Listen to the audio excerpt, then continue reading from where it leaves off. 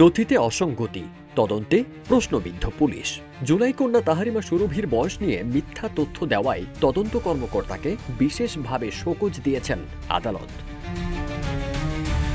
Judicial magistrate Syed Fazlul Mahdi 5 জানুয়ারি সন্ধ্যায় এ আদেশ দেন। মামলার এজাহারে আসামির বয়স 21 বছর লেখা থাকলেও পুলিশ রিপোর্টে 20 বছর দেখানো হয়েছে।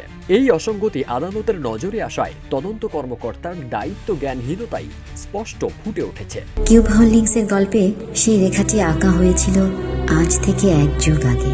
নকশাই আমাদের ভাষা। Cube holdings limited. আসামি পক্ষ সুরভির বয়স 18 বছরের নিচে জানানোর পরও বিভিন্ন গণমাধ্যম ও সামাজিক মাধ্যমে বিভ্রান্তিকর তথ্য ছড়িয়ে পড়েছে। আদালত জানায়, সুষ্ঠুভাবে বিচার করতে গেলে সুরভির বয়সটা খুবই গুরুত্বপূর্ণ। তদন্ত কর্মকর্তাকে 3 কার্যদিবসের মধ্যে সুরভির জাতীয় পরিচয়পত্র বা এনআইডি অথবা জন্ম নিবন্ধন সনদ নিয়ে আদালতে হাজির হতে হবে এবং বয়স নিয়ে তালবাহানার কারণ জানাতে হবে বলে নির্দেশ দিয়েছেন আদালত।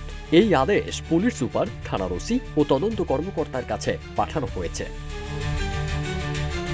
এর আগে অতিরিক্ত জেলা ও দায়রা জজ অমিত কুমার দে তাহারিমা সুরভিকে 4 সপ্তাহের জামিন মঞ্জুর করেছিলেন। বয়স যাচাইয়ের পরই মামলার পরবর্তী ধাপ নির্ধারিত হবে।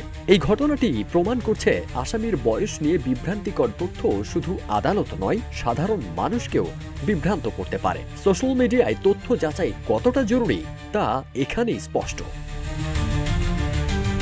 ফারদিন সানি, রূপালী বাংলাদেশ।